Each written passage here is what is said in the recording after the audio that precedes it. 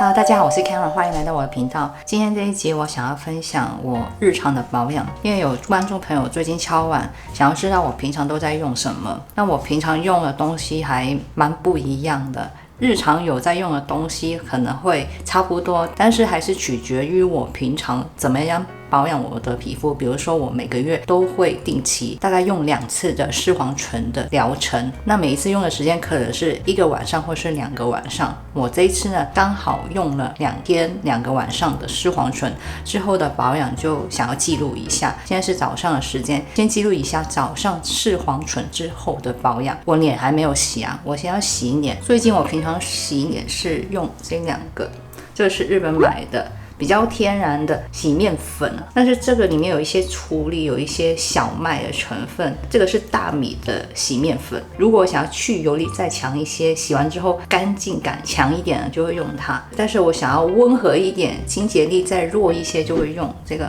Viled 的积雪草洗面乳。积雪草洗面乳其实我用了一段时间了，差不多用完，那今天就先用这个。它的成分也比较温和一点，洗完之后比较不会那么干。它比起抹茶洗面乳啊，同牌的抹茶洗面乳这款会更温和一些，也蛮适合早上使用的。它是氨基酸的洗面乳哦，里面有积雪草。早上的时候我的脸是长这个样子。大家看早上的时候我脸是会出油，但是出的油的量蛮少的。视黄醇之后皮肤会比较干，所以用东西很吸收，就算我涂很多东西，但还是都被吸完了。好，先洗脸。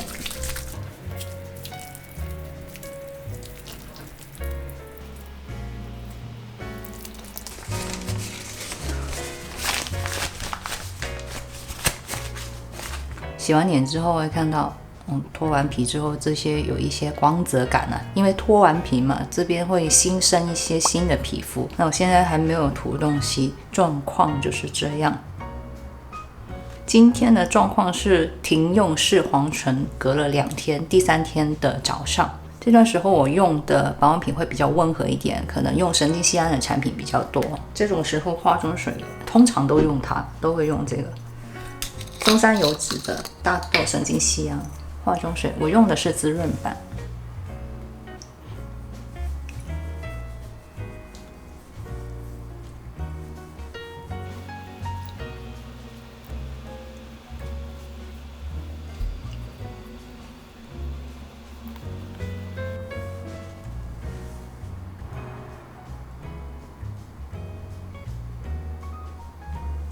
如果我是用完视黄醇的隔天，可能是刚开始脱皮而已，那个皮肤会比较敏感，比较脆弱，我可能就不会用维他命 C 类的产品，连维他命 C 的衍生物可能都会停止。我会选美白的产品，但是不会含维他命 C， 比如这2款巴哈还有4Max 这一款都是含有高浓度的传明酸以及烟酰胺的成分，可以针对美白，同时不会让皮肤有刺激感。这2款都是偏滋润一点的质地。昨天晚上我是用这款的，今天早上我觉得皮肤好像又修复好一些，我想要用回维他命 C 的成分呢，就用这个 Layer Lab 的，因为它只用了3% 的维他命 C 的衍生物，会比较温和一点，加上里面有舒缓修复的成分，我用起来就不会那么刺激。这款也是有添加高浓度的烟酰胺以及高浓度的传明酸，这个时候这么吸收美白的效果就特别好。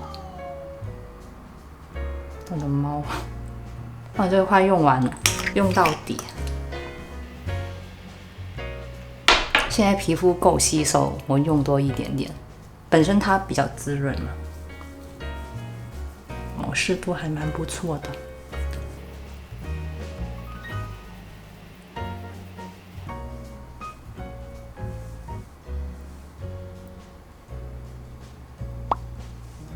之后我通常会再叠加1款精华。之前我用完美白精华之后，可能会用一些抗老、舒缓保湿的精华再叠上去，比较容易长痘、长粉刺的地方我会避开。因为最近我长粉刺的几率很高啊，下巴这边一直长不停，大家可能有印象吧？最近的影片都看得到，素颜都是这边比较不干净的。所以我今天想要用10% 的烟酰胺加锌的成分，这款有分享过的，等上面的美白精华完全吸收之后再使用。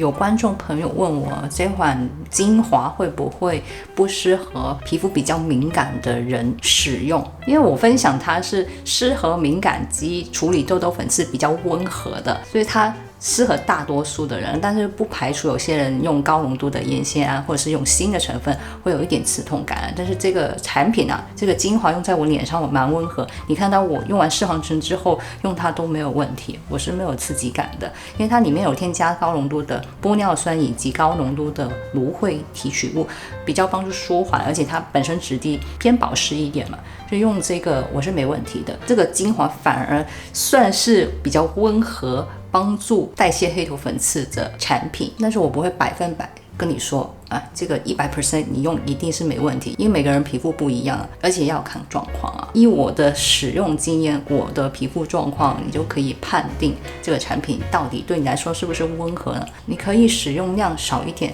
试用一下你的皮肤耐受度。所有的产品呢，我都会详细介绍它的质地，基本上它是不是清爽，我也有说清楚了。它用完之后还是会有一点黏，但是被皮肤吸收之后，其实也不是很油很黏的那种，因为它有玻尿酸的成分嘛，它就是这样的质地，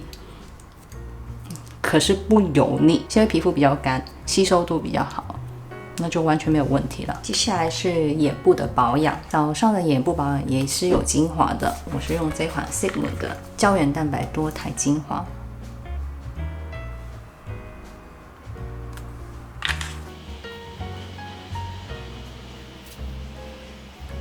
今天的使用量不小心挤多了，因为有时候我用的量会少一些。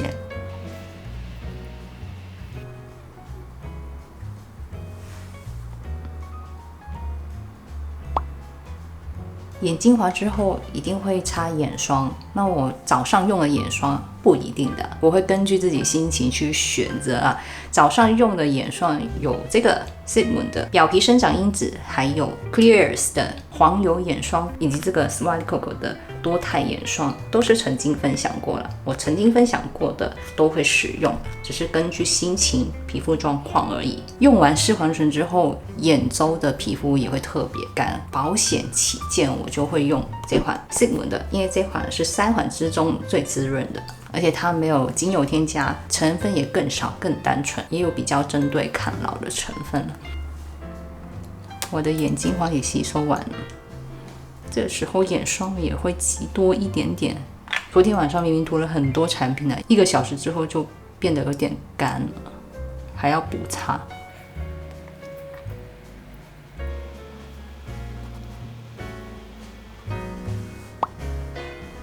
眼霜之后会擦乳液，今天用的是松山油脂的大豆神经酰胺乳液，这个我一直都在使用啊，用它的几率蛮高，就算不是视黄醇保养啊，也会用它。平常用的量可能会少一点，我想要增加滋润度就会用多一点，可以自己调整。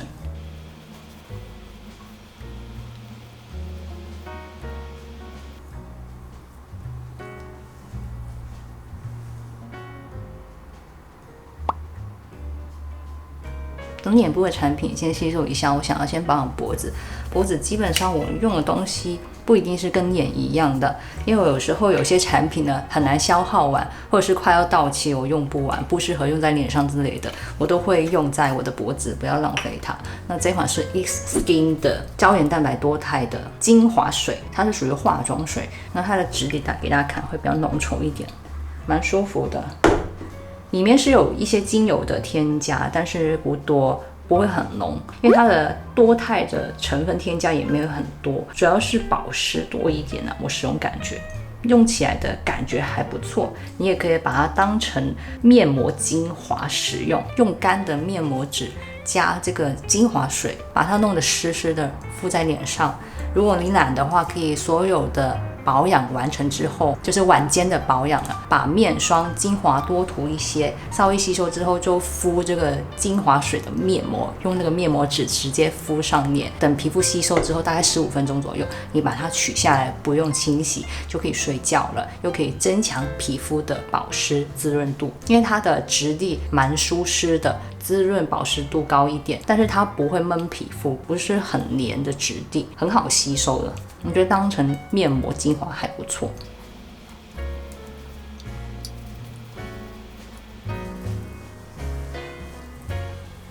然后手部也会顺便保养哦。我擦保养品呢是不会心疼它的，会大量的使用，左右手一样。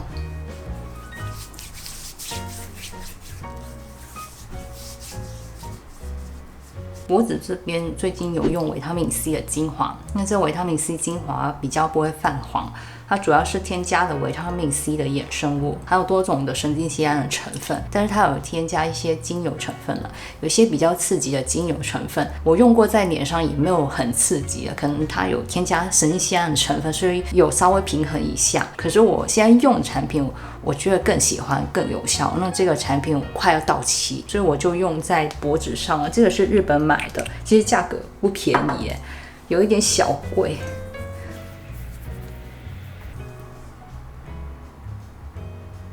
它质地比较水，但它本身是有2层的，一层是乳液状乳白色的，另外一层是橘色水状的。用之前要把它摇一下，它就会混合了。它的香气是很明显的橘子香，但是它没有添加人工的香精，它好像有添加酒精，我有点忘记了。如果我有全成分，就把它放到镜头上，先用一下。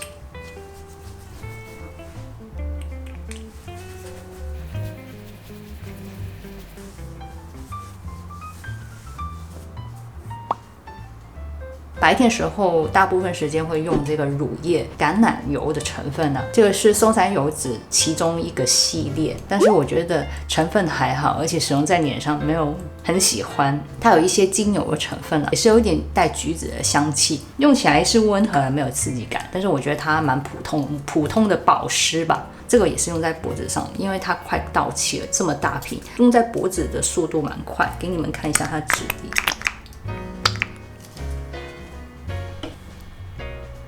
肤感还是不错的，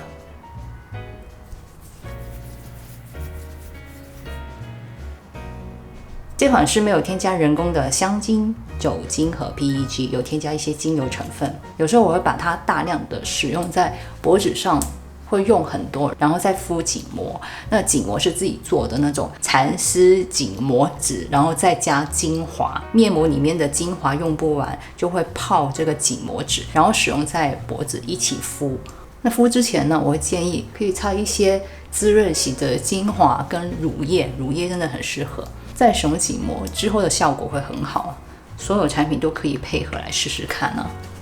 当然有一些产品我觉得用起来的效果有比较好，就是淡化颈纹的效果有比较好，之后我就分享，你们告诉我有没有兴趣啊？因为我本身脖纹很深很多，真的一定要保养，还是能够分辨哪一些产品会比较明显有效。脖子这部分呢，我们都会动嘛，尤其睡醒之后，这个脖纹通常会比较深一点，有时候真的没办法。已经形成的，我们只能尽量淡化它，不要让新的脖纹产生出来。眼部产品差不多了，这段时间我用的防晒会比较挑一点呢，一定是纯物理性防晒比较多。这段时间我会挑里面有修复成分，可以加强皮肤的修复，还有滋润度比较高、保湿度比较好的防晒。今天我想用松散油脂的这一款防晒，曾经我有分享过，觉得它没有很好用，它不好用的点只是它出来的效果，不是它本身产品不好用，因为它很温和，成分也非常好，有5种神经酰胺，我觉得用它是非常温和。这段时间我特别喜欢用这个，因为它涂完之后，过一段时间它可能会有一些防晒浮上来，就变成有一些地方比较白，不是很均匀了。虽然没有到很夸张很明显，但是如果你涂多就会比较明显哦。它是后面才会浮上来，所以你很难控制它。就算你涂得很均匀，它还是会有这个问题。这个就是它最大的问题，我觉得不好用的点。但是如果我在家里我都不出门的，我皮肤状况很敏感的时候这个防晒就超级好用的。它是有 SPF 30度 PA 3个+，比较容易清洗的，用一般的氨基酸洗面乳就可以清洗干净了。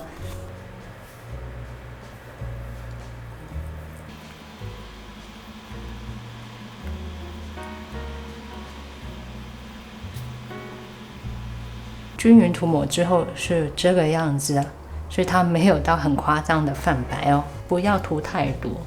慢慢的涂抹开。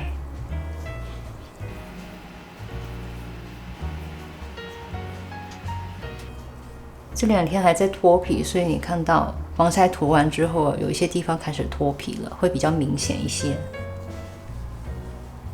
它会有一些泛白，但是大致上正常的量就是这样子的效果，没有到很夸张。它的使用感受是舒服的，因为它有5种的神经酰胺。我用过那么多的防晒啊，它的成分算是非常的修复，而且成分也不会很多，它的防晒的成分算是比较单纯、比较少的了，保湿度也不错。我觉得平常在家里日常使用还不错，但不适合出门。我上次有分享过，它到后面时间久了，有一些防晒会稍微浮上来，就看起来会比较不均匀。如果你涂的量越多，它就越明显。但是社交距离还可以，只是呢对比我以往分享的物理性防晒，它的呈现效果就是看起来涂在皮肤上的效果可能没有那么优秀，但是整体来说，尤其是敏感肌，针对敏感肌这款防晒是很不错的，很好的。我想要加强眼周这边。